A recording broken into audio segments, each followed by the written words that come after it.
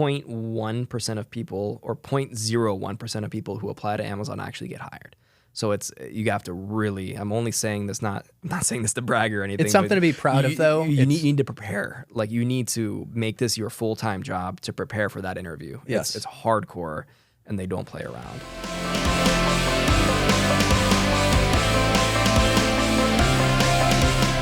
My name's Chris Bussing. Welcome to my channel. It's committed to helping more people create lives of freedom and impact through success in tech sales and the pursuit of self-development.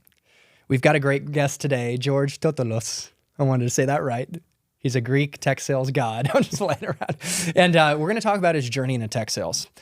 His experience working at AWS, the greatest cloud computing company there is. At least if you're a seller at AWS, you might say that.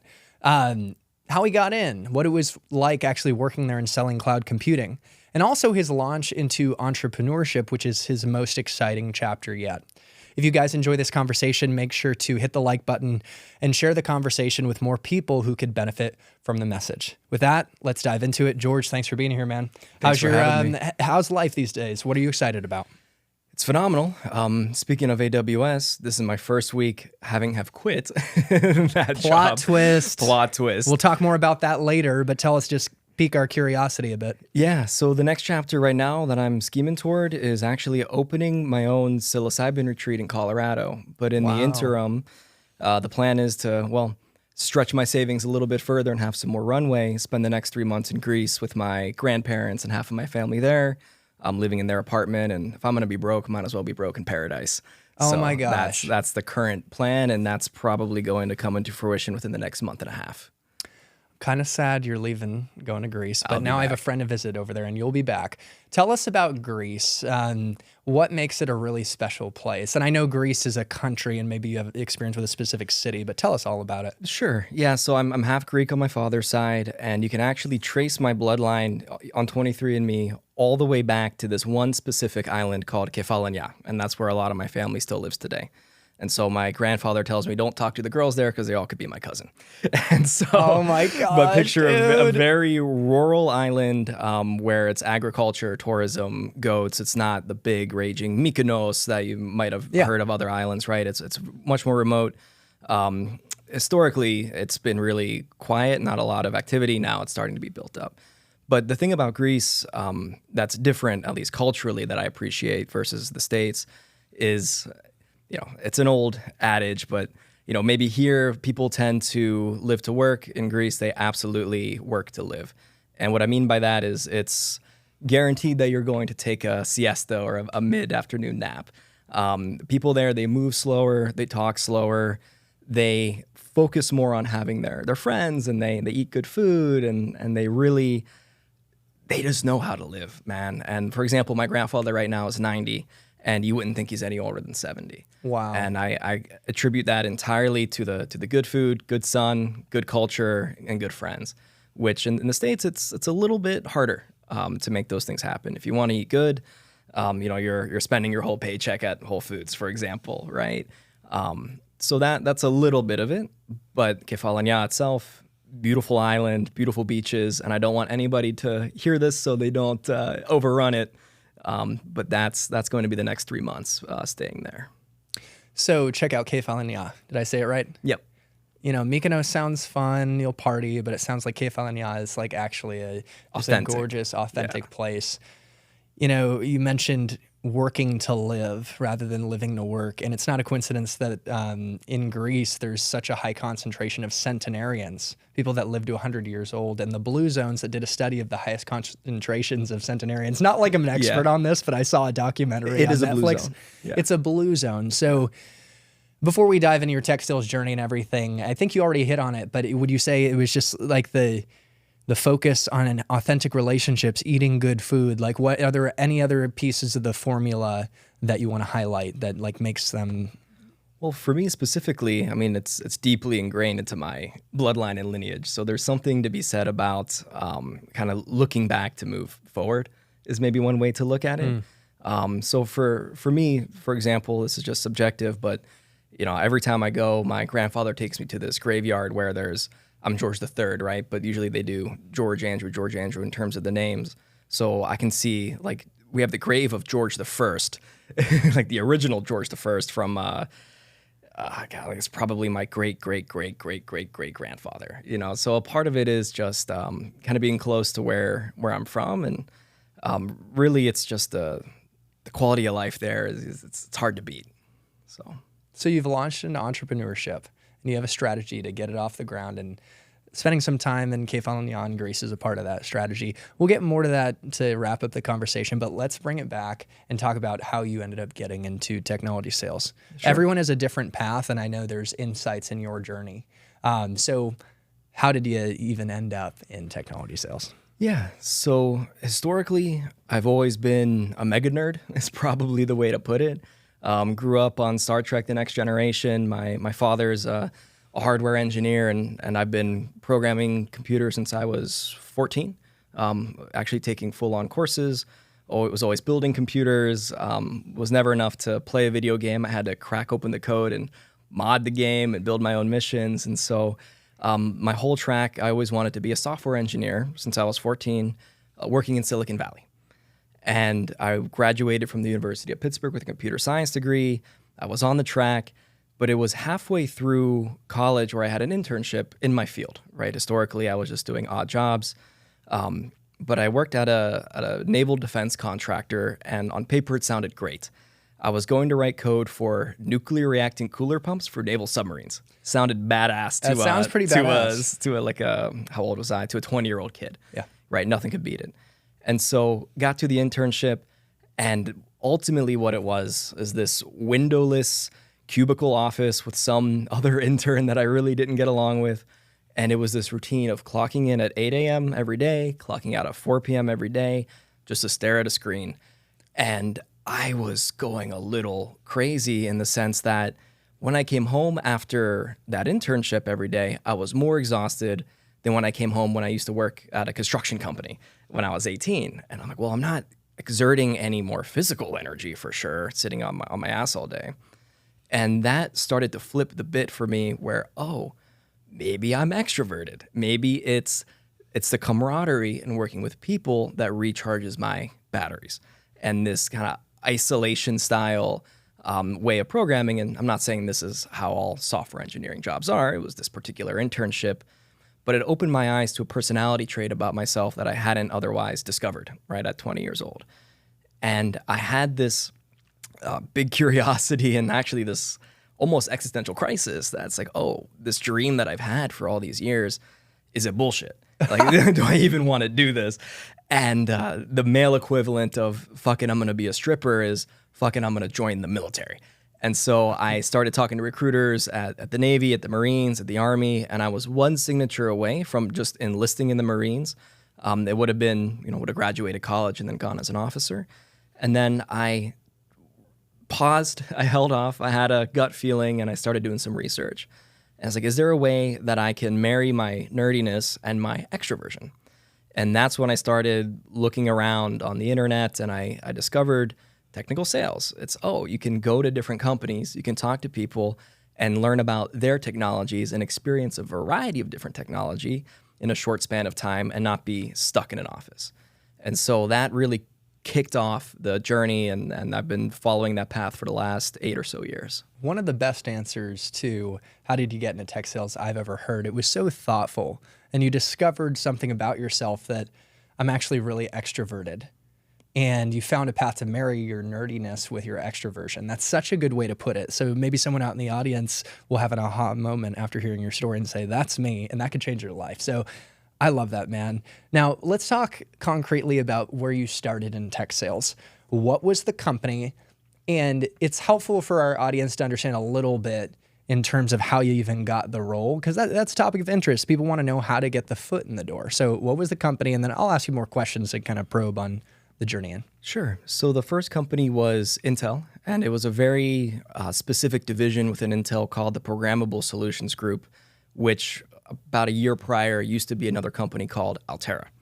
And how I discovered Altera and kind of the companies like it, LinkedIn stalking. Actually, you can maybe call this my first ever prospecting. I didn't really know that there was a word for it. Aren't we professional stalkers at the end of the day? Professional stalkers, So, exactly. anyways. And ultimately, this is me senior year of college. I'm messaging people that had anything similar to technical sales in their title in Pittsburgh, where I was living. And I was essentially taking people out to Subway and Chipotle, like these grown ass men with 20 years experience. I did the best I could offer, which was, hey, I'll get you a burrito. Dude, you would have had me. Like, I'm a young guy, but like, oh my gosh. Exactly. And just picking their brain, we for the most part, we got along. And there was one man in particular named Gabe Reiser, and he was one of my first mentors. And to this day, I think he was really my aha man, I would say. And so he worked at Altera in Ohio. And ultimately, he told me about this program that Intel was running, and it's actually very common in a lot of semiconductor companies, whether that's TI, AMD. At the time, they called it a new college grad rotation program. And the concept was they would take fresh blood right out of college, and they would run us through kind of a 3-prong, year-long training program where we do a certain amount of time programming Verilog, which is a language of chip design. We would do it a certain amount of time doing actual product marketing work. And then the other third of the year was doing sales. And so they would have us college kids, they would essentially train us in the way that they like things done and to their methodologies.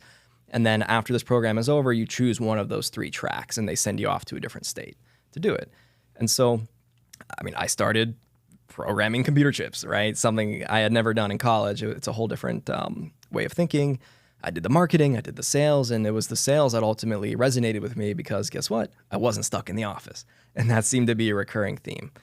And they ended up shipping me out to Chicago, where my job was to manage these 2 distribution branches. So how it works in the semiconductor space is typically, you have the main company, but a lot of business is indirect, where you have these other companies that sell TI, AMD, Intel, capacitors, resistors, and they kind of have this whole booklet of components.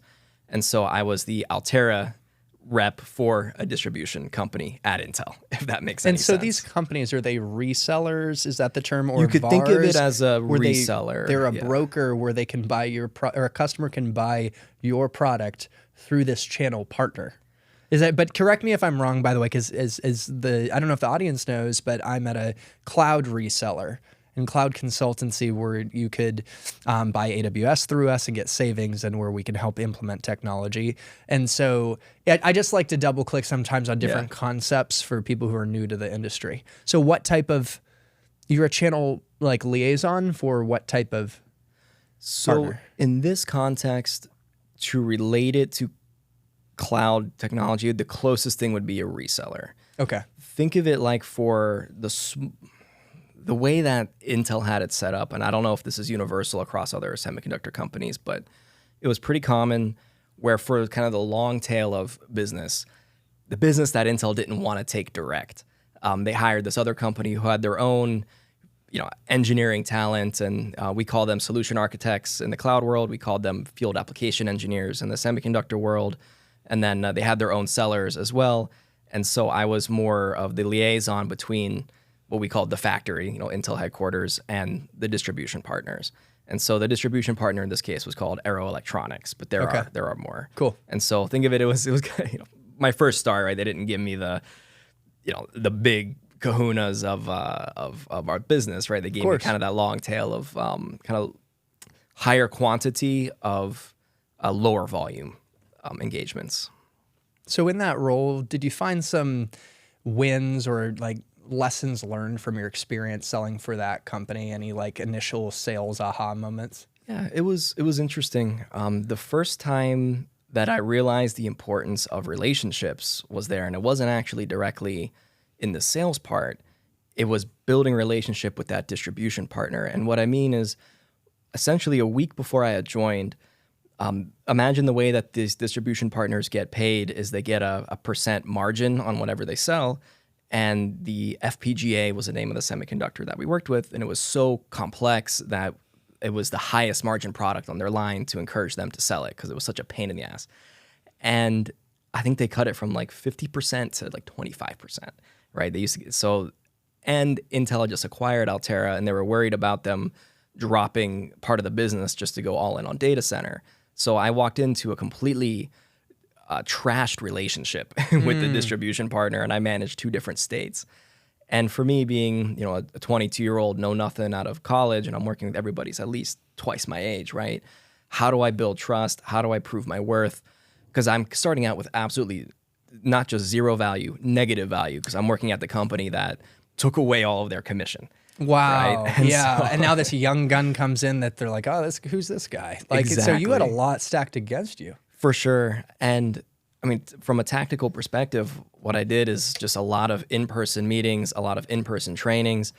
And when it actually came to meeting with the customers, I did 99.999% of the work. And to show them, A, show them how it's done, but B, make it as easy as possible and a no-brainer for them to sell Intel Altera products versus any other competitor, because they also had competing product lines.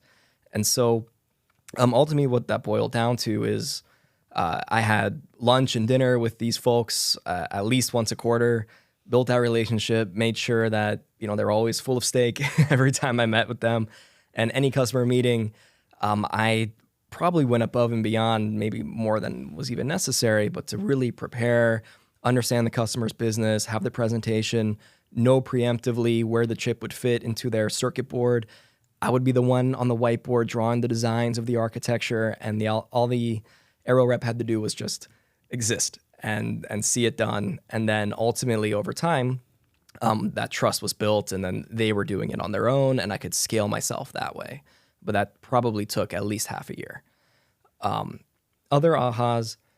So in this role, I inherited an existing book of business, but another part of my role was to try and get more business. And so you could say, although it wasn't quite in the job description, there was some amount of prospecting that to be done, but I didn't do it with cold emails or cold calls because it was within a certain geography in Chicago.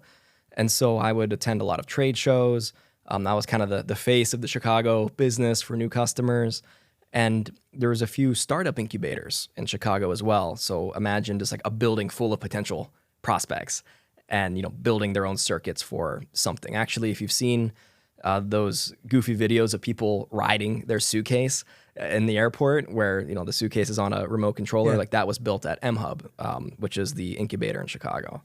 And I would essentially go there with the Aero distribution partners and just bring donuts and bagels and just hand out business cards, have conversations, and just give almost free technical support and free presentations just to build those relationships as well. Ultimately found 2 really big opportunities and closed $2 million of business just by hanging out at an incubator. Yeah. Wow. A lot of success in sales is hanging out for when the timing's right and building great relationships to earn the opportunity to throw your hat in the ring when the time is right, when a customer has the budget, when it's time to evaluate a new vendor. Don't you think that in-person is like, I say this, like an in-person experience, especially when you're giving donuts and bringing technical value, might be like 8 virtual sales calls. And I'm just throwing out that figure. I heard a mentor say that, but didn't you find that the in-person is a game changer?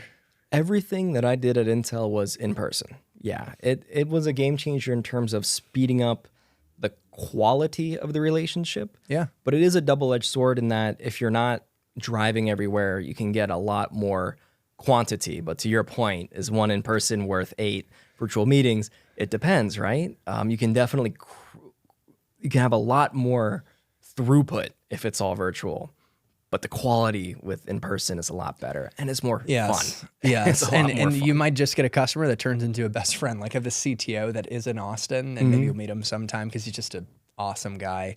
And he's turned into like just a great friend and a mentor. I've noticed like some of my clients, like, because we're both young guns still, it's like they're a lot older. They can actually be turned into mentors where they want you to succeed and they want to. I've had a guy who like wants to find an opportunity for a deal.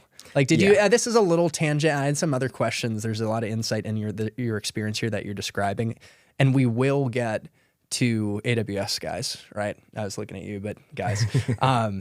But let's talk a little bit about, just like, did you have any relationships that you built that unpredictably turned into like like more than just business? Every company, there was always a few. Actually, here in Austin, with AWS, the most recent one, also a CTO where we still go out for steaks every couple of weeks. And then another client that I had who lives in New York, where she's kind of been acting as a mentor, even met my wife. Wow. And so like virtually over the phone because of her insights. Yeah. But every once in a while, I still have old customers just check in. One of the problems is I've moved around so much that every 2 years, I'm essentially in different states. So it's not like we can just go out and hang out, but definitely get some texts. Hey, George, it's been a while. How are you doing? And vice versa. Even my old manager at Intel, he was, to this day, I think one of my favorite managers. He was, I always described him as the 9-fingered Al Pacino because he cut his pinky off in a buzzsaw. Oh my gosh. But he was classic, old school Italian and just no Dude, bullshit. that's appropriate for someone who's sounds like he has an unforgettable personality, and you might as well chop a finger off. I mean, that sucks, by the way. I'd be dead. It's death. It's a horrible loss of physical loss. But it added to his character. But he was a very just not. I don't want to say in your face. That's the wrong word. But very direct. And you could never run anything past him. But we still chat once in a while, and I would consider him one of my early mentors as well. Wow. And his way of thinking really shaped me. But in terms of actual clients, a lot of texting these days, which is nice. But if I ever went back to Chicago just to visit, I'm sure there's at least half a dozen I could pick up the phone and we'd have a bite or a coffee. Thanks for showing real world data points on the mentorship upside of this path. Especially for an extrovert, if you get paid to talk to people and build relationships, one of the unexpected things I found, and clearly you found that too, is you can get some great mentors and just friendships with people that they've done pretty well for themselves. If you're like a C-level executive, or even like directors, VPs, interesting people. And I really believe, man, all opportunities are tied to people. So when you have those relationships, it's just unpredictable in the future, what it can lead to. For sure. Yeah. And one of the benefits of working at an older company like Altera, I guess by the time I joined, they had just been acquired. But I was the youngest person there by probably 25 years of anybody I talked to, customers and coworkers. They were all like essentially my dad's age, right? And that was an amazing experience from the perspective that, I'm not having conversations with other people like me who don't know what the hell they're doing. Every conversation I'm having is with somebody who's not only been in this difficult situation I'm in once or twice, they've done it 1,000 times, and they know exactly how to handle different situations. Yep. I don't have to make all the same mistakes that maybe I otherwise would have. And so that was really one of the benefits of being at this company to start out with, is the mentorship, to your point, was the opportunity was incredible.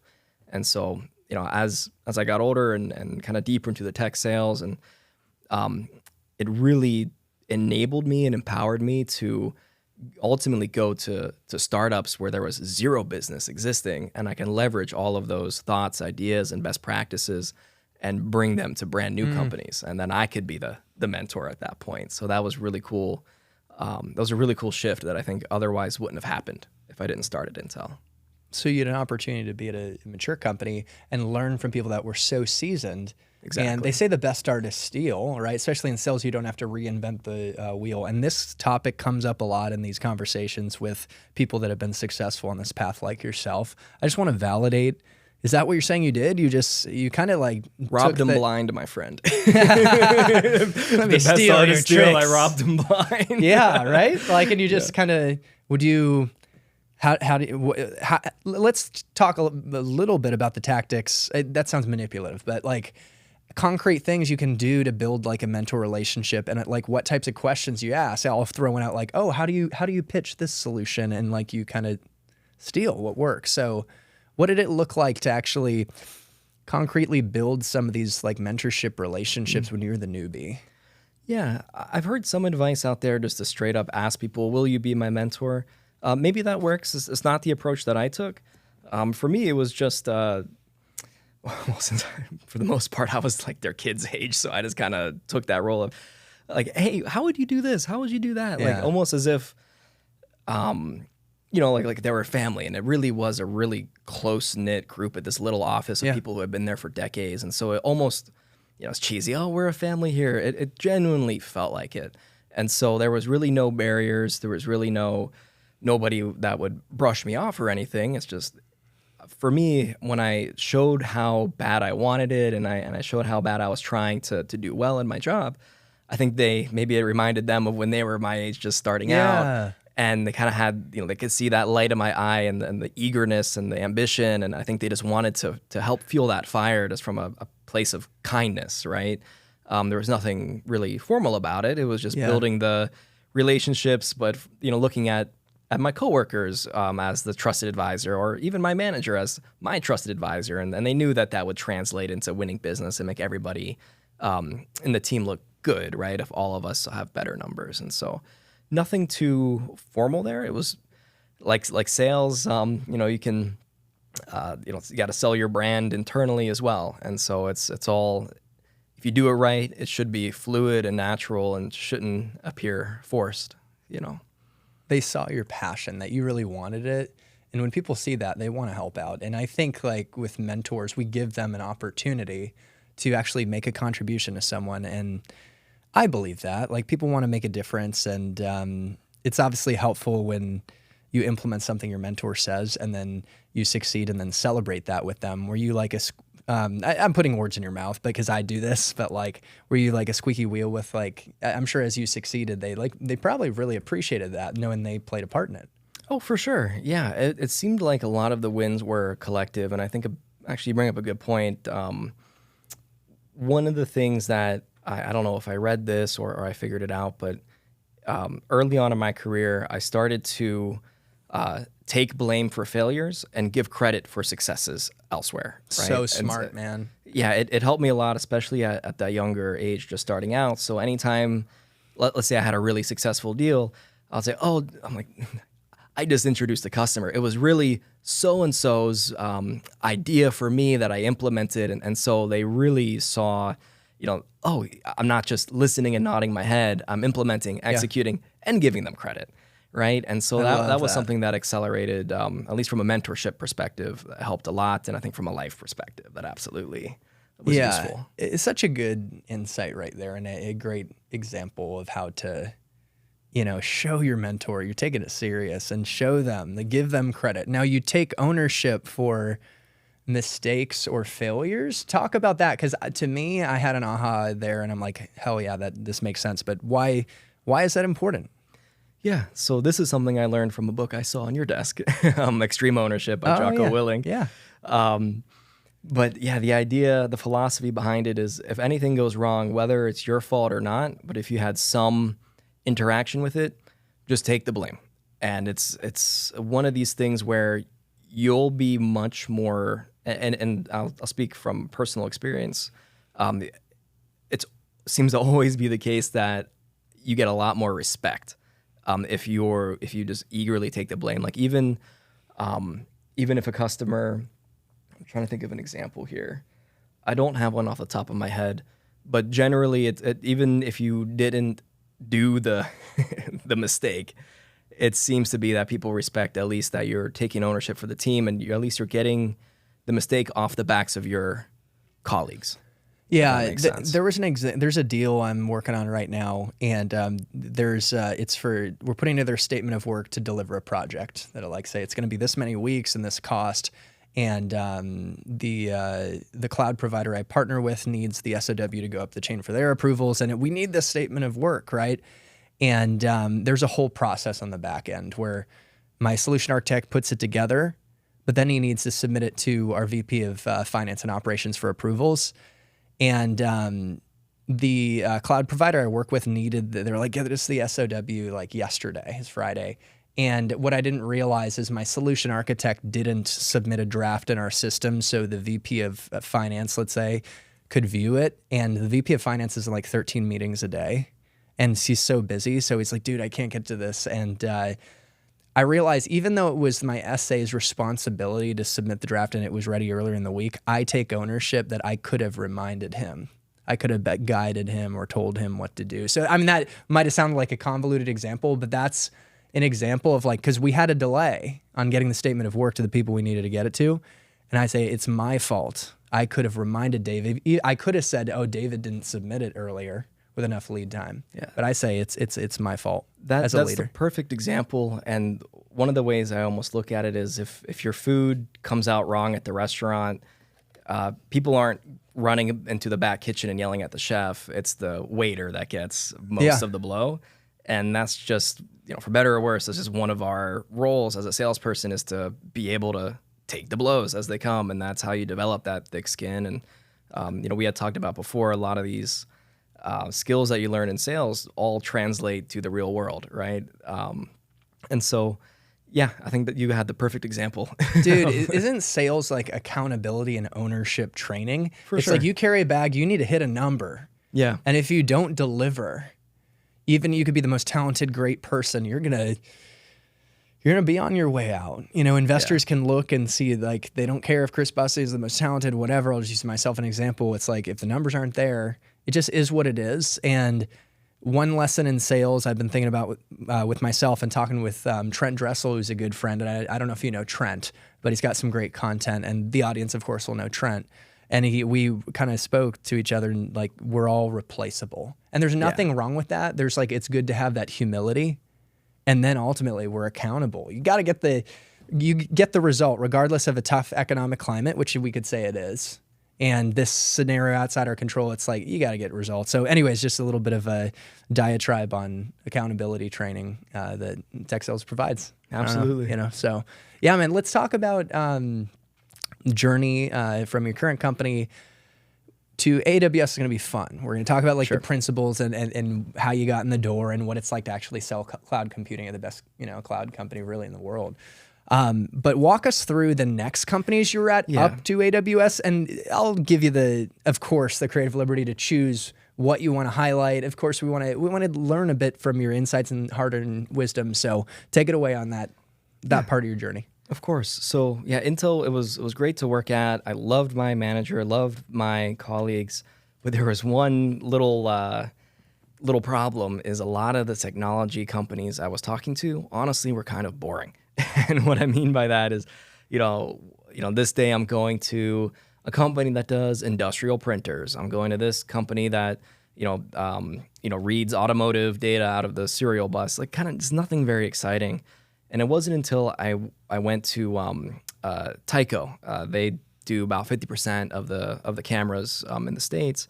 And I discovered a AI-enabled retail solution. And this is back in 2017, pre-ChatGPT, when it was all the hype and the buzz. It was actually, at the time, it felt like an almost brand new thing. The terminology they were using then was terminology now that's just integrated into our lexicon. But it was a case where they were actively using a competitor. And I actually pulled in people from what I'll call mothership Intel, or Intel proper, because we were an acquired company.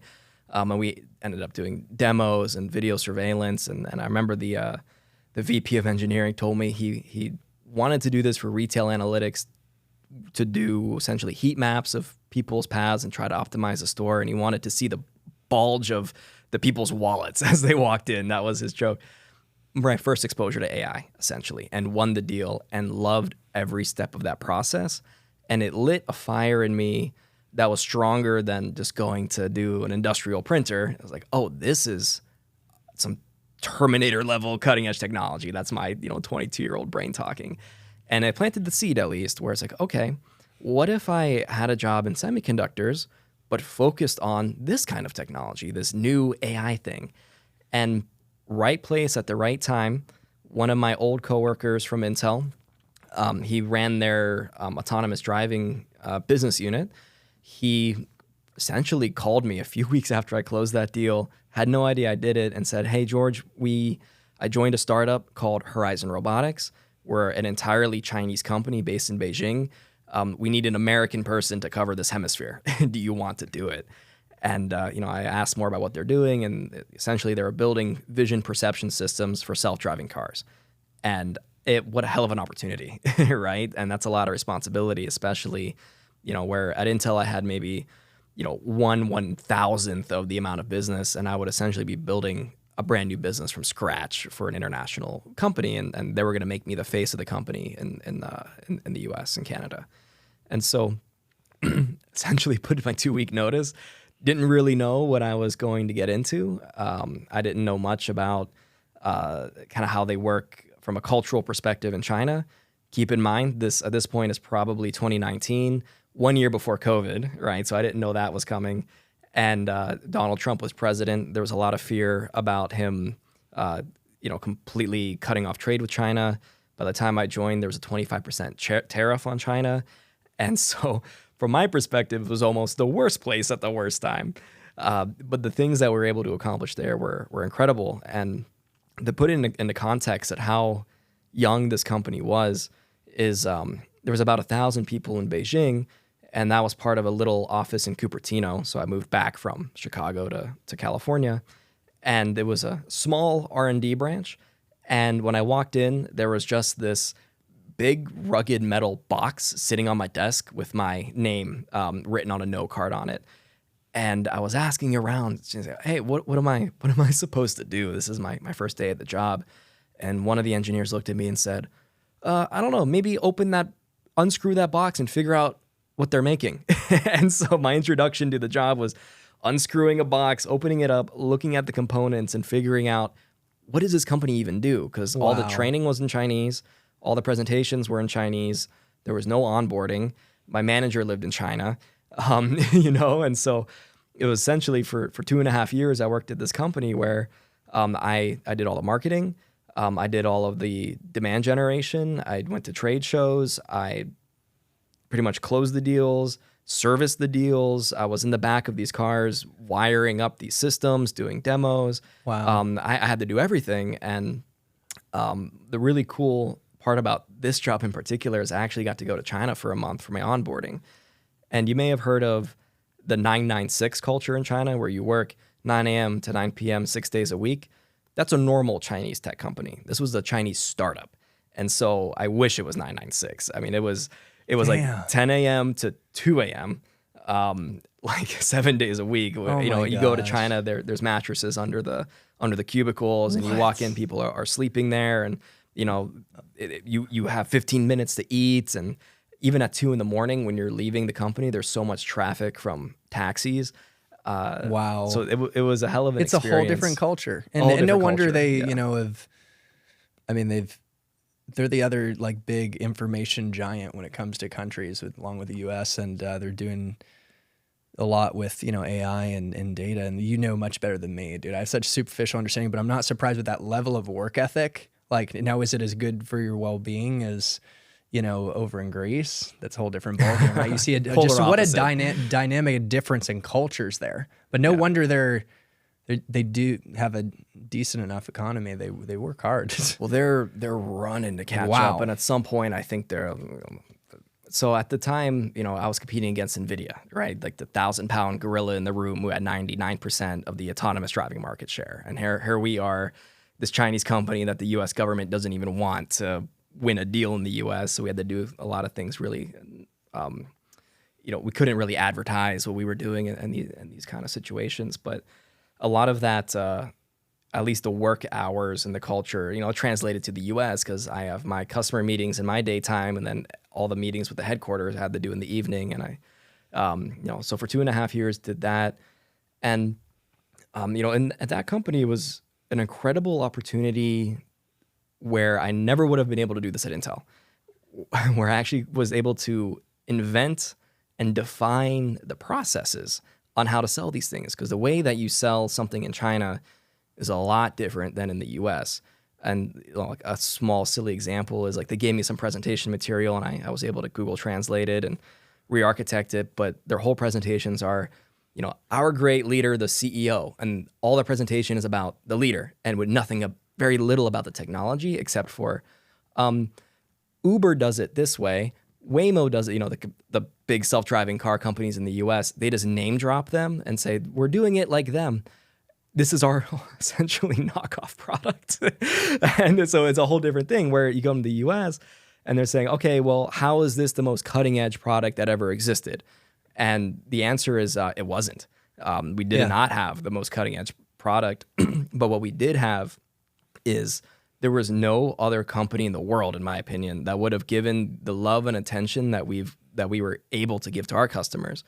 Like, for example, there was one company in Pittsburgh where there was this electromagnetic interference that was kind of crippling the whole self-driving car. And I told this to my manager, and he's like, "Well, what do you need?" I'm like, "Well, I need engineers to come and fix it."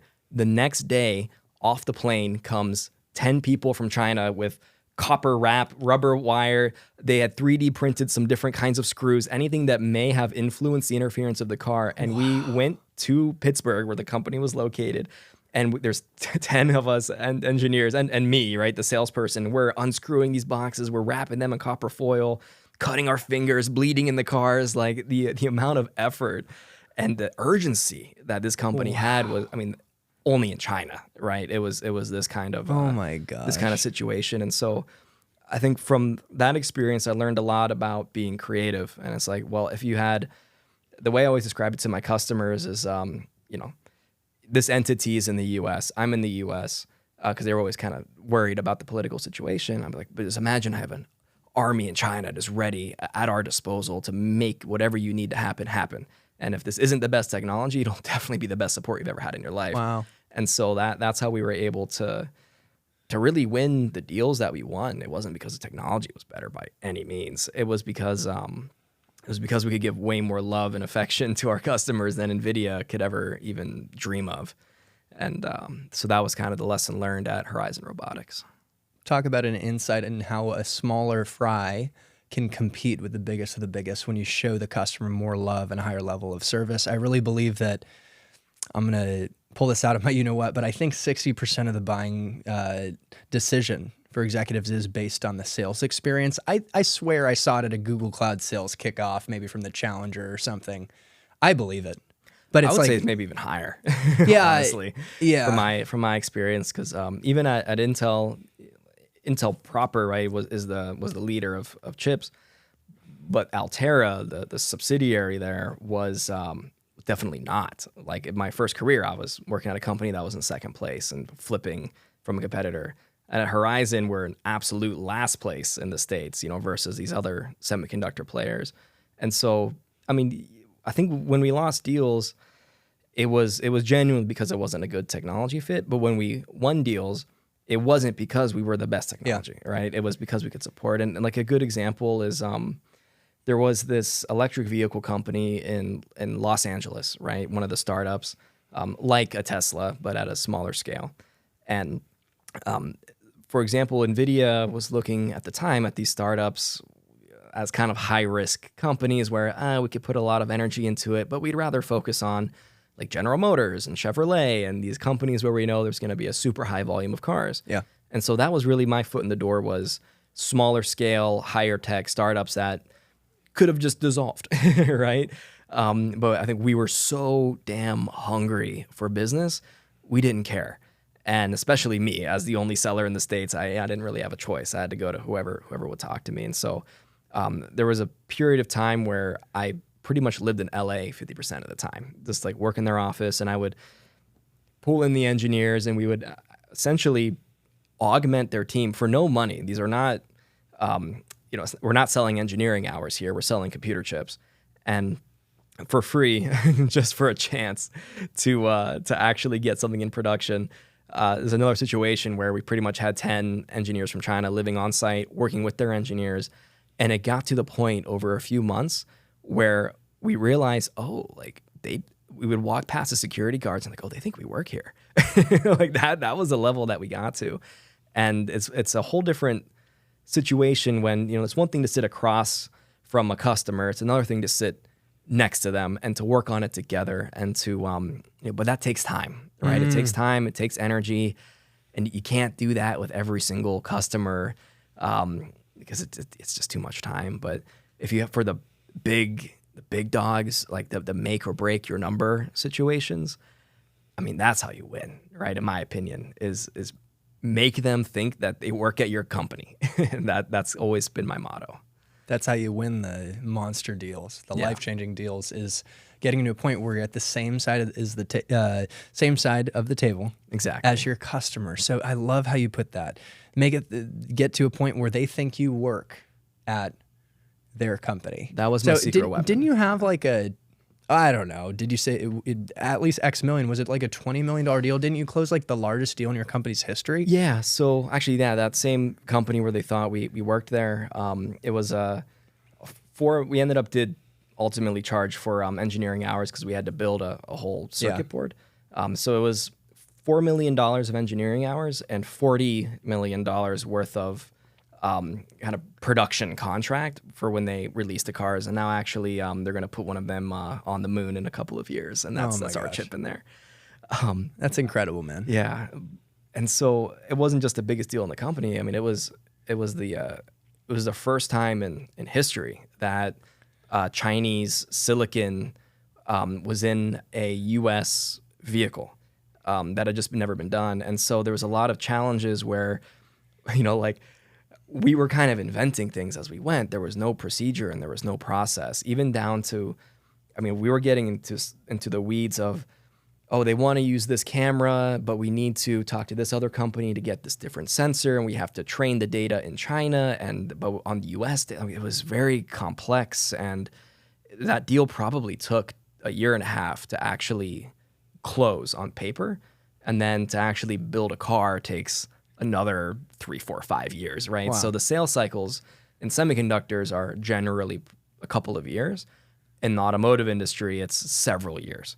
Wow. And so, we had time, but we also didn't because they had investors they had their own deadlines at this company. And so we pretty much lived there until it was done. Wow. It puts in perspective how long these monster deals can take. For sure. The ones that lead to big paydays and a huge impact. To say that you were the tip of the spear as the seller to get this technology implemented, that it was like the first Chinese chip in an American car. I mean, that's you were the tip of the spear to make that happen. I really think we need to take pride in the impact that salespeople can make. Yeah, I appreciate that. And, looking back, the irony is there was no commission because there was no quota, because there was no business, right? And there was no business in the U.S., so they didn't know what to expect. And they said, George, go figure it out. So everything I did was was essentially for the stock. Yeah. And so that's one of the things, and I probably should have mentioned this before, if anybody's looking at the financial piece of it, another reason that I left Intel is I figured I'm never going to get rich here on $100,000 a year. Like what can I do to retire early? That was always one of my goals. And so, being employee number 1,000 at a multi-international company that, was technically considered a unicorn, I knew it was going to be an absurd amount of work. But it's one of those, like, maybe that's my lottery ticket of, when this thing goes public. And so I'm happy to talk about, small companies versus big companies, or I think in Silicon Valley, what we used to do is essentially collect like baseball cards, but instead of baseball cards, it was just startup stocks. Yeah. I don't know if you met people like that. That's hilarious. But yeah, that was Horizon. Yeah, I mean, working at a startup gives you an opportunity to get outsized gains. And you get that opportunity in sales in general. Like, you go to enterprise company, you're selling big deals, but particularly a startup, like, you get that equity and things hit. You have an exit, IPO. Right. And what I call it, like, fairy dust turns into just early retirement money. Honestly, I love that it's a path where you can afford yourself an early retirement and also prepare yourself for entrepreneurship, which we'll talk about later to wrap this up. And I realize we've had a lot of amazing foreplay leading up now to AWS and Amazon. Sure. And I couldn't help it, man. Like, you've shared so many nuggets. There's so many lessons learned in this journey so far. But I know that people are going to want to know a bit about what drew you to AWS. Let's talk like the principles, a little bit of the culture, what it's like to sell there. So first off, let's start with like, what led you to AWS? What got you excited about the opportunity? Sure. So to answer that, I guess I do have to quickly brush over the next company that I worked at, where I kept losing deals to AWS. And that's actually how I got in. Hit on that, because like honestly, we have enough like nuggets in your journey to fill multiple podcasts. So yes, tell us about that lead up. Yeah, I mean, honestly, I joined AWS because I kept losing to AWS. And so it was a company called Untether AI, Canadian data center scale semiconductor company for AI. So been in that AI industry at this point for like probably 6 years, right? And with this one, everything I had done historically was for companies building circuits and hardware. And then Untether AI was the first look at an actual whole system, but it was for on-premises data centers. So imagine like at a concert, you might have all these different cameras all aggregated to a back room running AI processing. It was for things like that. Now, I kept losing deals to Amazon's Inferentia chip, which was their custom AI silicon. And at that point, I barely knew. I mean, I knew obviously what the cloud was, but I never encountered it in my job. It was almost a new concept to me. And I kept losing to Inferentia, and I kept losing to AWS. And everything I had done in my career was always for physical devices. I'm like, why does anybody care about the cloud? Right? Very ignorant, right, at that time. And the more that I dug into it, I began to discover, it's like, oh, this is the future. What I'm doing is old school. What am I thinking trying to sell against cloud technology? And so I started to investigate into it. I actually took like an introduction to cloud course through Google. And then I did the same thing at Amazon. I was really just learning. And so then I started to pursue it even harder the more deals that I lost. And, if you can't beat them, join them, honestly. That's what it boiled down to. Yeah. And I went through the interview process at Amazon, got that role, and then they shipped me out to Austin, Texas, where we are now. Yeah, so glad they did. Yep, absolutely. And it's a whole different... For me, it was like going to a different planet. Selling AI semiconductors to selling cloud. Kind of my first culture shock was, I'm not selling product. I'm essentially working at a utility company. And what I mean by that is, when you're renting out, essentially room in a data center, it's almost as if you're the City of Austin Energy Company, and you're sending out electricity, for example. And what I mean by that is, there's no, asking for the order, right? There's really no negotiating a contract. It's really difficult to forecast because think of a utility company. It's like, hey, please just leave your refrigerator running longer, right? It was strange to me. And there were really two ways to win a deal and actually make revenue at a company like Amazon. And it was moving workloads that were not on the cloud to the cloud, right? So if they had their own on-premises data centers or they were using Microsoft Azure, move that to the cloud. Or if the company is releasing a new product that's cloud-based. Those are the only two ways. And at Amazon, where at these other companies, I really had the flexibility and power to find whatever company that I could get a hold of and do business with them. It could have been a small startup. I was working with enterprises. I was working with small, medium businesses. At Amazon, it was, here are your 40 customers. You can only talk to them, right? And not all of them have workloads off of the cloud, and not all of them are coming up with new products. And so, these were the challenges that were new to me and that I had to really try to adapt to. It was almost as if my previous 8 years were irrelevant. I built the salesmanship skills, but at least from the technology point of view and those strengths I had relating with engineers and CTOs, it was a lot different working at Amazon. How important is it to be technical to be successful selling at Amazon, which is a very technical sale, versus other? Like maybe there's a SaaS provider, out-of-the-box application that I'm sure has technicality to it and back-end implications, but it's connecting to a clear business problem maybe for HR, right? And you're selling like all these in cloud, like all these Legos and services that are being rented out like electricity, like you mentioned. So I guess long-winded way of getting back to the main point of, do you need to be pretty technical to be successful?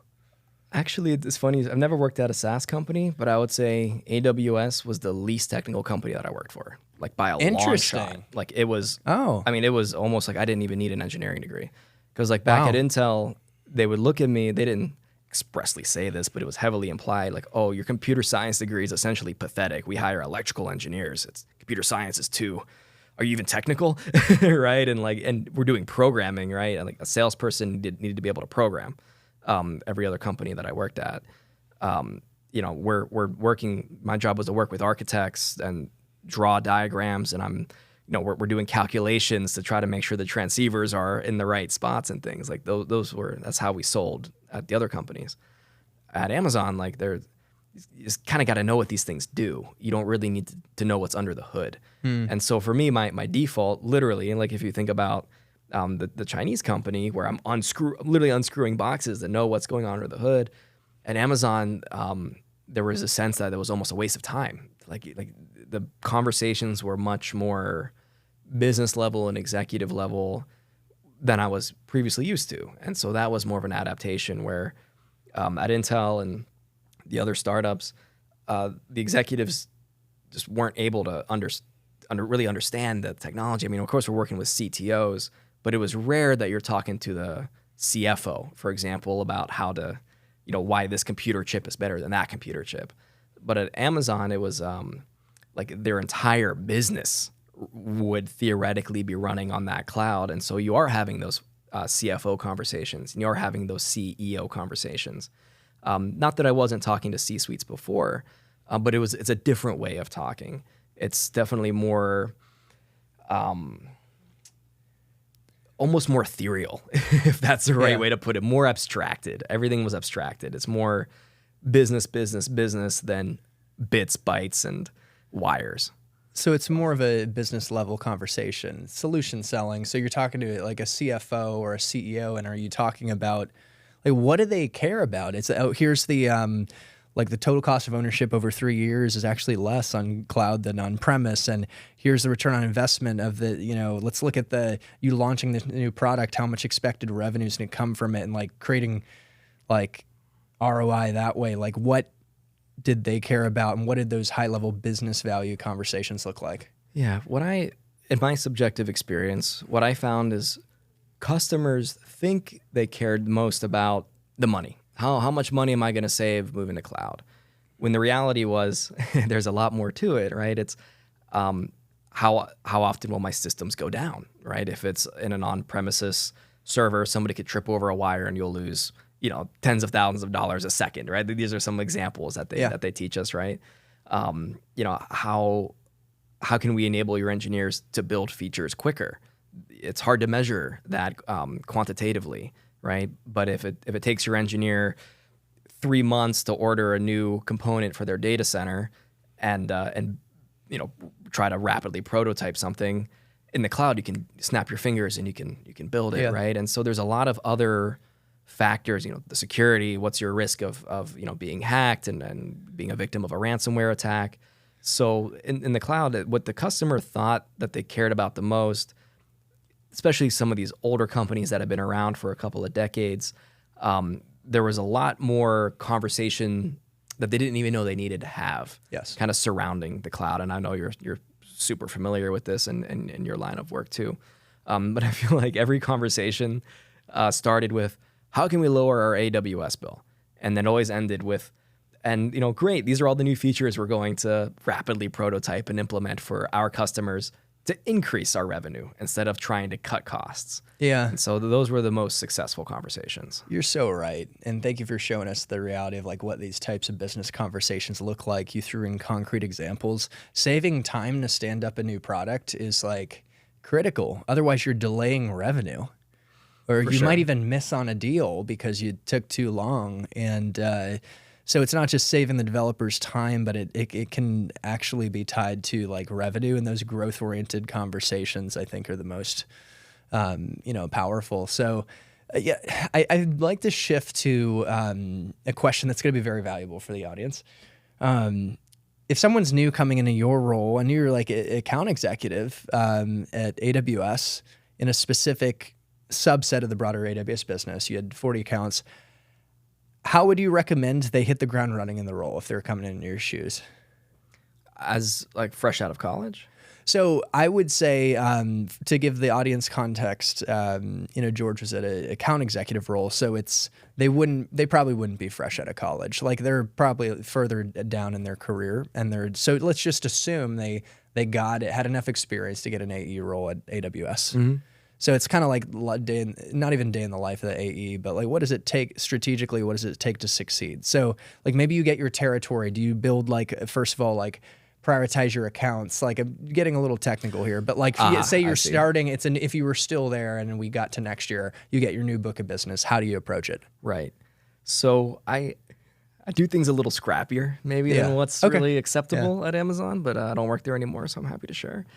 So one thing that I had to do at the Chinese startup that I ultimately carried over to Amazon was, if I have these known accounts, at first I need to figure out the contacts, right, of who works there. And so what I used to do at Horizon Robotics is I would essentially, I'm not recommending people to do this because I think companies may frown upon it, but I would outsource lead development to India. And so I would say, here's my list of accounts. Here's the titles that I'm looking for. Generate me this Excel list of every contact ever. Because one of the things I encountered at Amazon is, at least in the territory that I had, there was really no valid contacts, and if they usually were no longer with the company. They had propensity data, like for example, propensity to use these services seemed wrong 99% of the time. Amazon also had data about the geography of where are these customers actually located.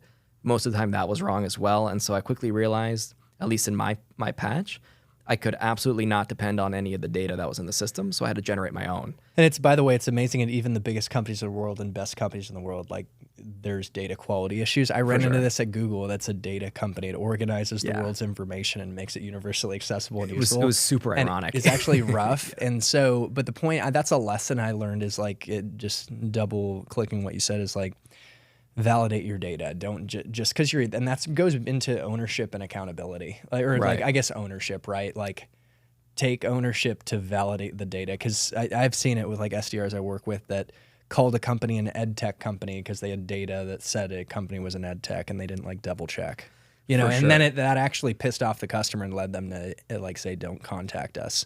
So I think we've all been there. little tangent. But. No, for sure. And so, yeah, for me, when I take on a new role or a new territory at whichever company I'm doing the sales for, I always start with data, and I'm big on planning. If I have 24 hours to chop down a tree, I'll spend the first 23 sharpening the axe. Let's right? go. And quick plug, Tech Sales Accelerator's out, my course, and I actually have a metaphor on that in the mindset section. Excellent. Let's go. So talk about, sharpening the axe, because you'll ultimately get that tree cut down quicker, won't you? Absolutely. And so specifically at Amazon, how do you sharpen that axe, right? So for me, like I said at first, you're capturing all of the contacts across all of these companies, and so at least you know your target, right? You're not just blasting for no reason, right?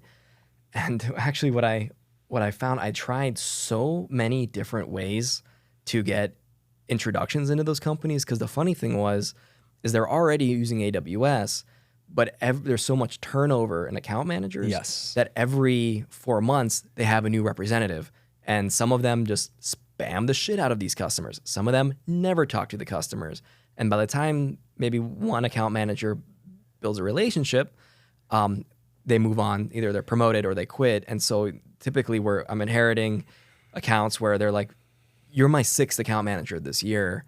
It's like, why should I talk to you? Yeah, it's like, you're just going to leave me like the rest of them. Yeah. And by the way, great call out. This is a challenge at large enterprise organizations. Same thing at Google. It impacts customers. They're like, well, my account reps change every year.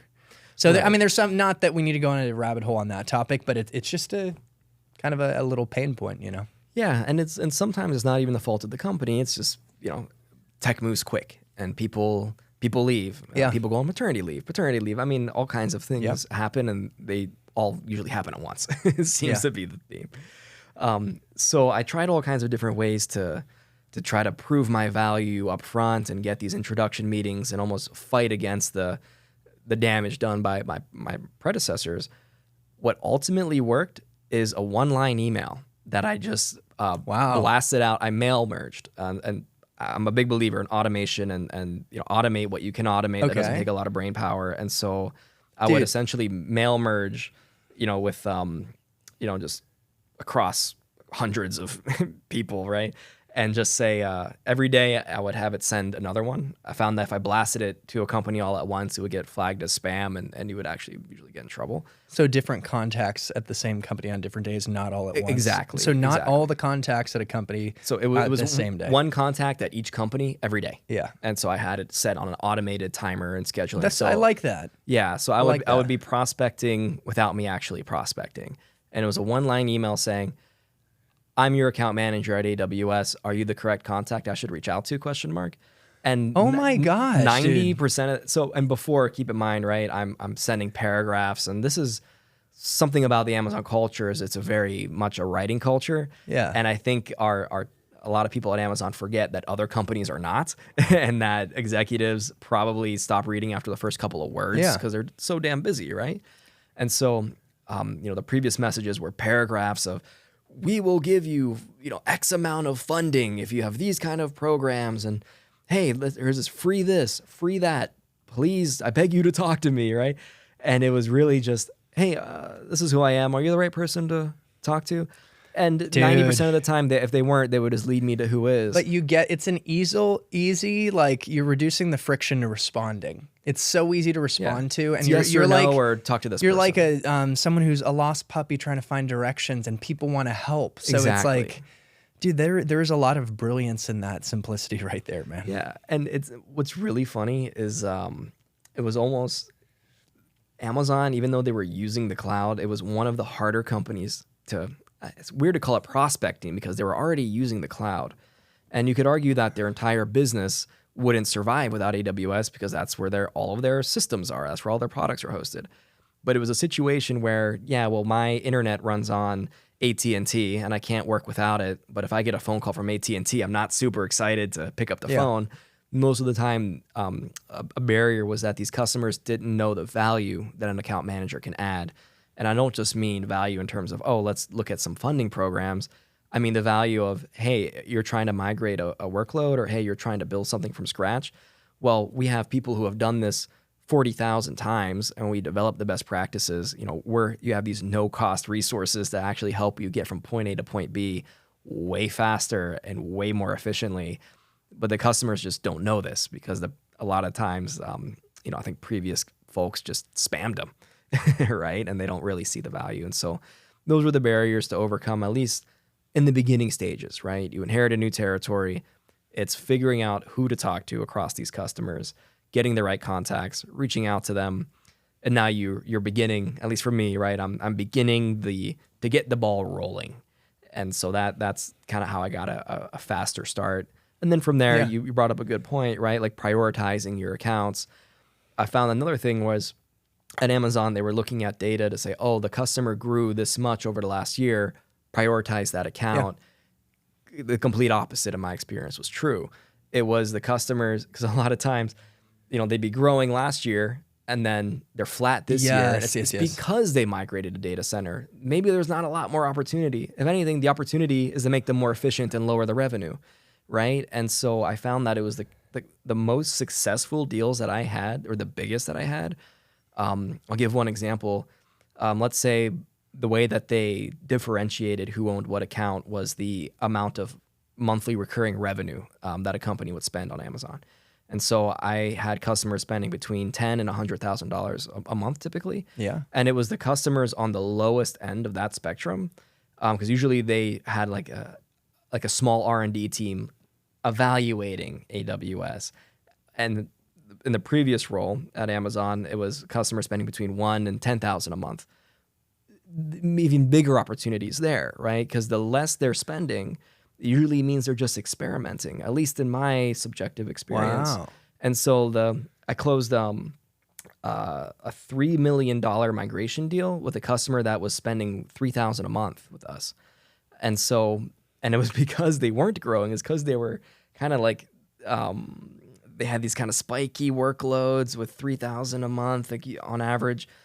I could tell, okay, there's somebody just playing with this, but it's a big company. I bet they're running workloads somewhere. Yeah. Right? Just not with us. And so the more money a customer's spending, at least in the small, medium business world, it seemed to be, like the less opportunity that there was to at least from the perspective of moving something onto the cloud that wasn't previously there. Now there might be opportunity of new products and integrating generative AI features or whatever it might be, but so again, it's just the in theory, it would be great if you could just look at the data and the numbers and know which customers to prioritize.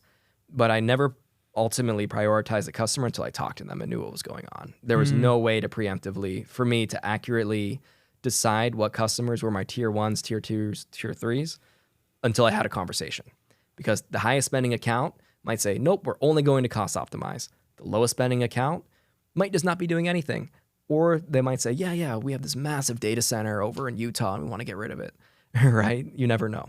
Yeah, so you could see a small spender, but then check that they're actually a big business. That means they have a relationship, which is good. It makes it warm, but there's a monster upside.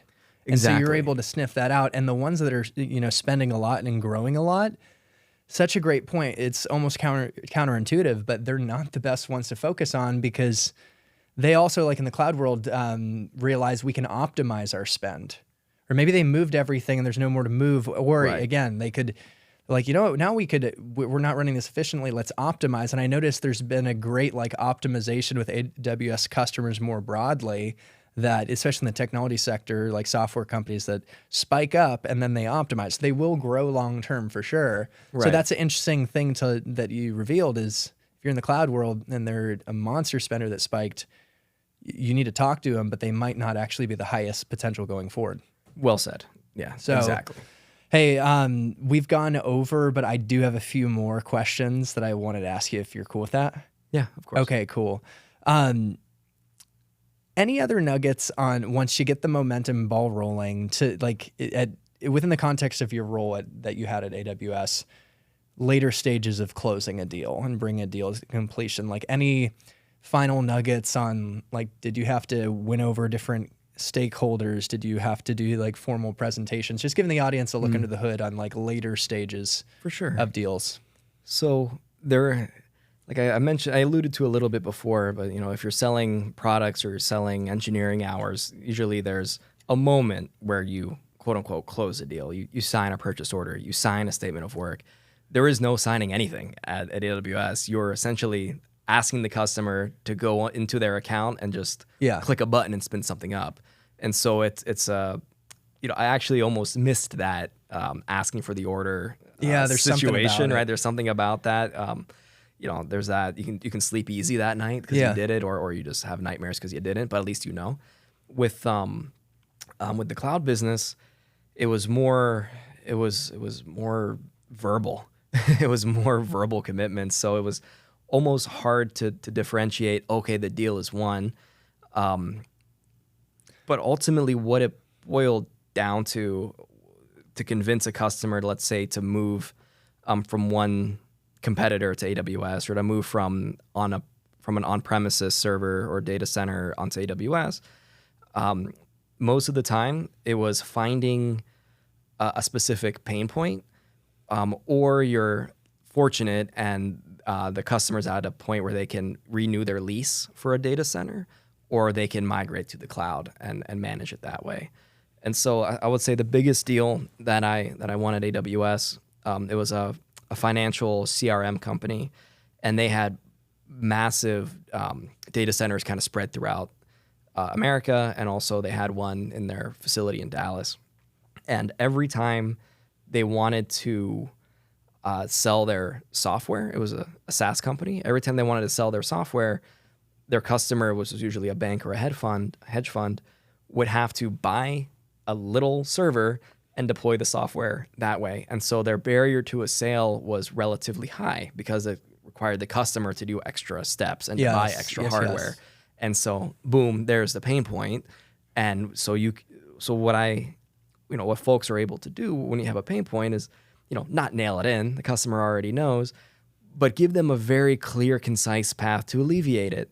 And you essentially, like any of the other startup companies, you just give them way more love and affection than a competitor would. So we were up against Microsoft Azure, and the customer couldn't even get a quote from them. They didn't even want to deal with them because they weren't spending anything with them. It was this ironic backwards data, right? And so it was this whole situation where I brought in a bunch of different experts. So they had on-premises Windows machines. Bring in the Windows guy and explain, oh, here's how easy it is, and here's a diagram on how to do it, and here's the exact timeline. And I'll bring in the database guy. Hey, you know what? You can actually modernize this to a cloud-native database. Here's how you do it. And by the way, from my side, here's some cash that you can spend on a partner to help do this for you, right? You just make it easy for them, and you give them the path, and you give them the before and after from the financial side, but also all these other aspects we talked about from the security side, from the ease of development side, and most of all for this customer particularly, the ease for their customers to actually buy from them. And so most of the time it's, really trying to find a pain point and showing them how easy it is to fix it. And that's really how I won any deal, was just bringing in the folks who are knowledgeable about that customer's industry and that customer's technology. Gosh, such a good example. This is what it's all about, for the audience to see a real world deal, why the customer moved forward at the end of the day. And it's just super helpful. So let's talk about the Amazon principles. It's helpful for folks to know a little bit about that, because I know it spills over in the interview process to get a job, and then also shapes your experience. And I'm sure you learn a lot working at a company with those types of principles. And then talk about your vision. I'm going to cut myself off because this has been too good, man. I've been learning a lot myself. But we'll have more podcasts in the future. So just, I'd love to know your thoughts on, like, what are the Amazon, the principles, and how does it, like, what was your experience with the principles? Yeah, absolutely. I didn't memorize the principles, although during the interview process, I definitely had those memorized.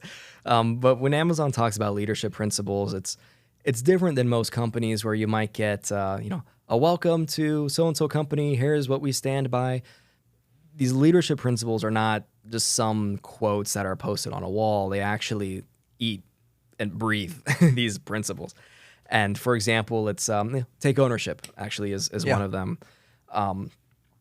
But in the interview process, for example, there's a lot of preparation that needs to be done, and they actually ask for an example of each of you executing on each of these leadership principles, right? And you have to answer it in a very particular format. It's called the STAR format, right? So situation, task, action, result. So, one of the leadership principles is have a backbone and disagree and commit.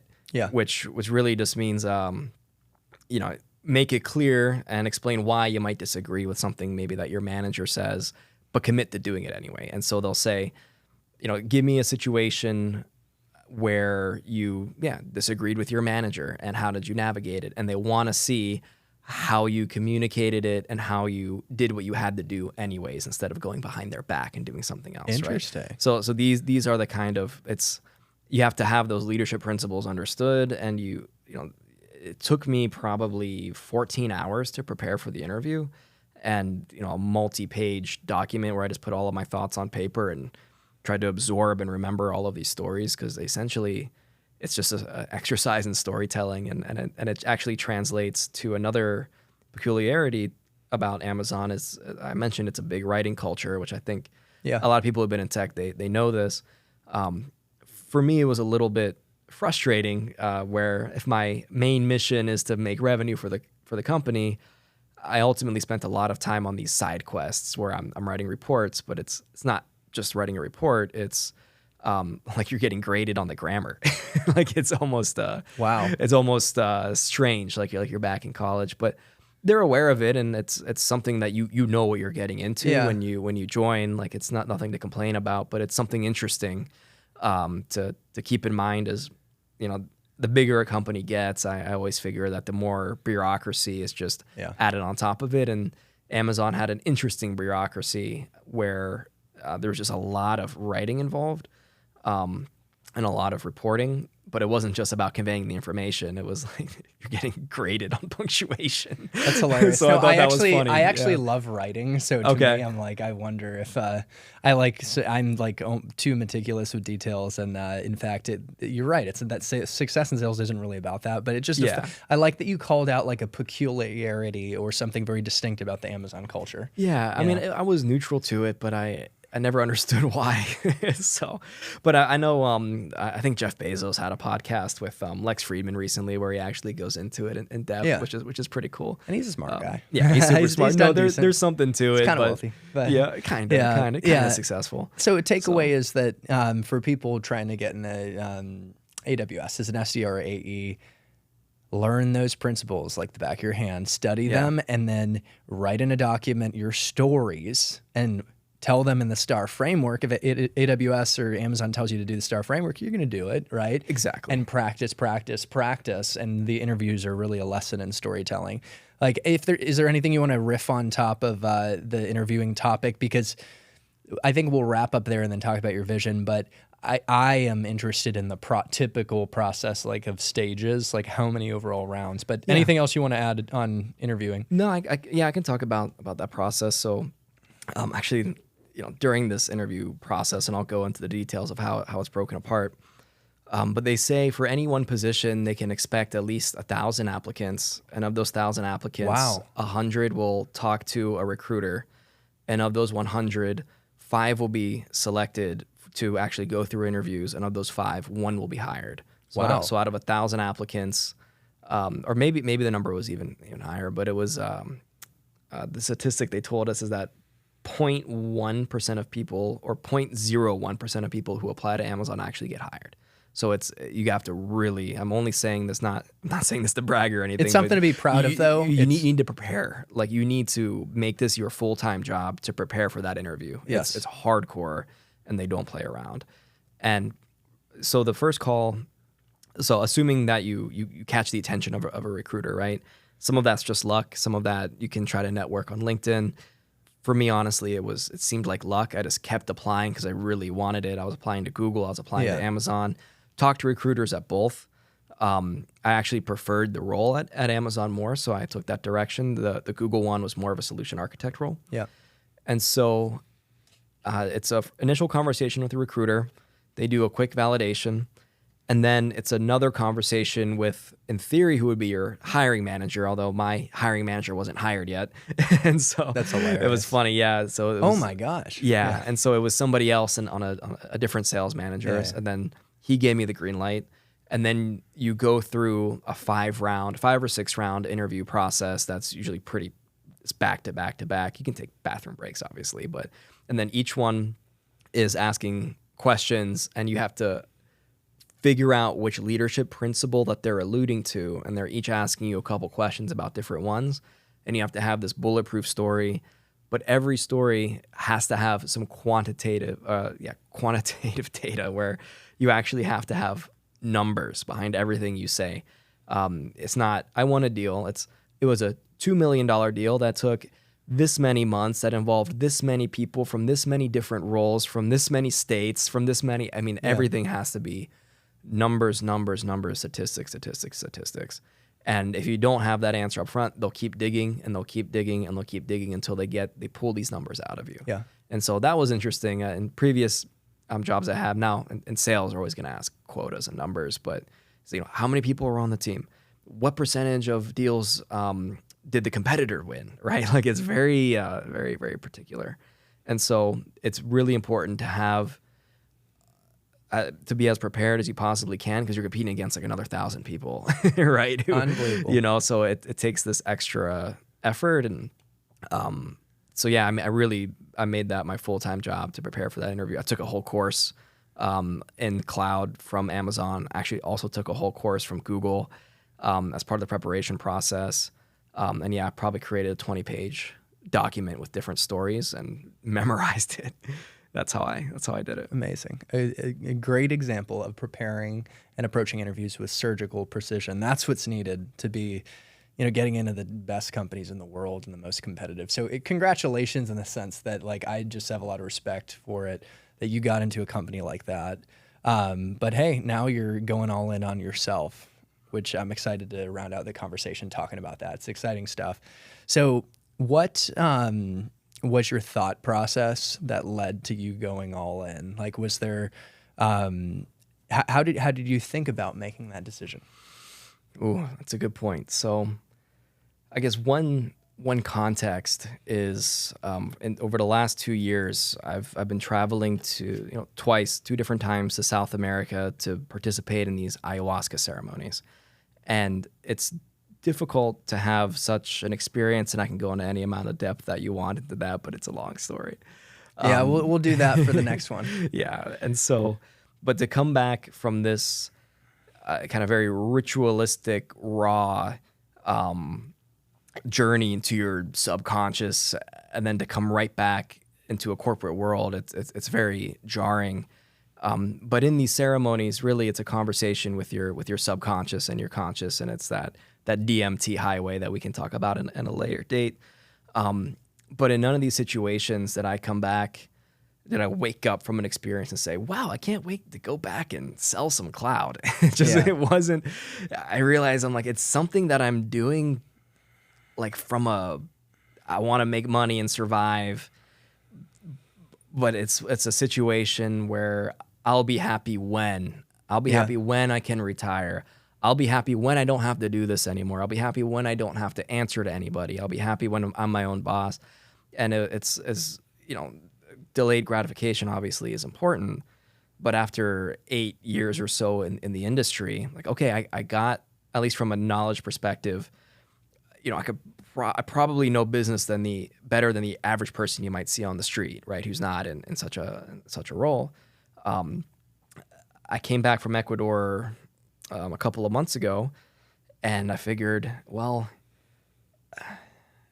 when I was there, I saw the most broken people you'll ever meet come out the other side the most clean-minded, light. I don't know how to describe it, but I would see these people go through these transformations. Wow. And by the way, I set intentions in every day of how I want to be, and light is a word I chose as one of the ways to describe how I want to be. That's crazy that you chose that term. Yeah, that's spot on. So yeah, you would see them before they went into these ceremonies. You can look in someone's eye and you see their soul, right? You can see if it's dirty. You can see if they're just messed up. And they would come through the other side just, I don't want to say cured. It's a journey, right? But my God, the transformations I would see in these people, and the transformations I would see in myself, and the transformations I've seen in my wife, and I'm like, oh my God, this is these plant medicines that have been around for tens of thousands of years have just kind of recently been forgotten. In the last couple thousand years, since kind of Western civilization was brought up, and the church and all of this, we're almost a culture with amnesia, as Graham Hancock would say it.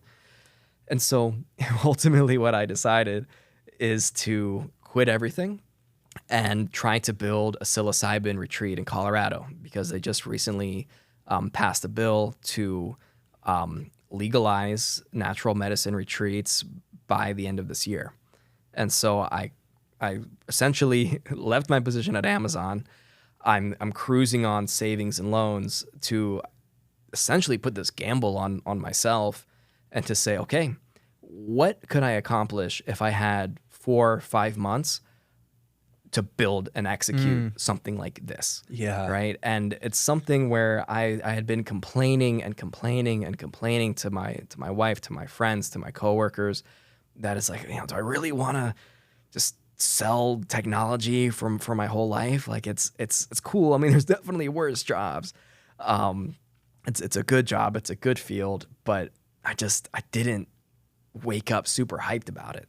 Right. But I did wake up super hyped when I was at these different retreats, and if I could have a different kind of impact, it's a cool impact to be able to say, oh, I influenced the course of this business, but I want the kind of impact where I can influence the course of somebody's life.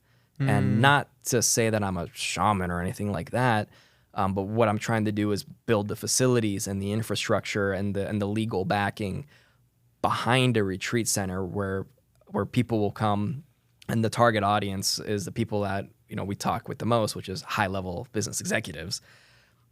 They got some demons, right? Yeah. Everybody's got their demons, and people who work as hard as our customers, they got demons, right? It's more often than not. And so to work with the same type of people, but in a different context. That's where I'm seeing kind of the next chapter in my life, and hey, I can actually live on a retreat and actually be my own boss. Now, I quit as of a week ago, and I'm just digging into the legal literature as if I'm a lawyer and just trying to unpack, what's involved, what are the limitations, and so I'm not too far down this path yet. But I finally pressed the button to say, I'm done. I'm going to give it a shot. Or worst case scenario, I'll go back into tech sales if it doesn't work out, right? And so I figured time to put my money where my mouth is and actually stop talking about it and do it. So, or at least attempt. Congratulations, man. You're the man in the arena. And I really believe tech sales is training ground for entrepreneurship. If you want that path, it literally is a career path that you can use to get the skill sets, develop income and relationships to then launch into entrepreneurship, and also like self-confidence and self-esteem. When you have to like cold call people and lean out of your comfort zone, you build thicker skin. And it's just so good to see you doing it, knowing that you can come back to it. That is a great point. Yeah, and actually you bring up a really good point where I wonder if I had stayed in my original path of software engineering, I know me personally, I would not have developed the skills necessary to do any of this. I mean, even in sales, we're reading legal documents and statement of works. We're understanding how to influence people maybe when we don't have authority. We're learning how to negotiate. We're learning how to track our work. We're learning how to prioritize and execute business situations, right? And so I would absolutely say if I did not have the experience that I had before, I would not have the capability nor the confidence to attempt this new mission. It prepared you to launch into a path that's going to be your highest point of contribution and impact. I love that you're pursuing an opportunity to change lives. Super meaningful and just cool to look at how tech sales has been a training ground and has given you certain gifts that you're taking forward into this most exciting chapter yet. So what a conversation, man. I want to encourage the audience to connect with George on LinkedIn, and I'll have him back on the pod in the future so we can follow his journey. But is it okay if I encourage people to reach out, maybe to have an interesting conversation? I mean, obviously you'd be a great mentor too, confirming that. That's cool? Absolutely. Awesome. And guys, if you want to launch your career at Launch Tech Sales Accelerator, and when George talks about making an impact, this is what that, like for me, this is my opportunity to make an impact. It's so meaningful, much more meaningful than closing deals in my job. So if you're looking to get started on your career, it's linked in the description of this video. Thank you for your time and attention, for your investment in your personal and professional development by watching this video. If you got value, share the video with more people who could benefit from the message as a contribution to them. And George, any final thoughts to the audience of young folks out in the, aspiring tech sellers, current tech sellers and entrepreneurs looking to make the most out of life? Any final sign off or thoughts? Yeah, I'll say automate what you can and put your actual attention and focus into what you like to do, whether that's having high-level business conversations or working on your side hustle that might actually replace your main hustle. But you can automate a lot more than you think, and it'll free up the time to do what you really want to do and what you need to do. Great insight, and something I needed to hear too, because sometimes I shy away from automation and do things manually, but free yourself up to go further in the areas that are really your highest point of creativity and contribution. So, yeah. Thank you. Thank you. Yeah. Go ahead. No, I was just going to say I heard this interesting idea where assign yourself a dollar value per hour. Is my time worth $20 an hour? Is it worth $100 an hour? $1,000 an hour? And let's say you decide on, it's $100 an hour is what I'm theoretically worth. The idea is that you essentially outsource anything that can be done for less money than $100 an hour. So contact generation can be done for $5 an hour in India. Getting your groceries delivered can be done for $10, right? Automate and outsource whatever you can if it's if the value of it is less than what you consider your brain power hourly rate to arbitrarily be. So I'll leave it with that. Dude, such a good extra nugget. And for now, we'll tie a bow on this, but I can't wait to future podcast conversations. George, thank you for your time and your insight and the heart behind this conversation. It's going to serve a lot of people. To the audience, thank you for being here. To your success in tech sales and in life, happy selling and happy living, and we'll see you in the next one.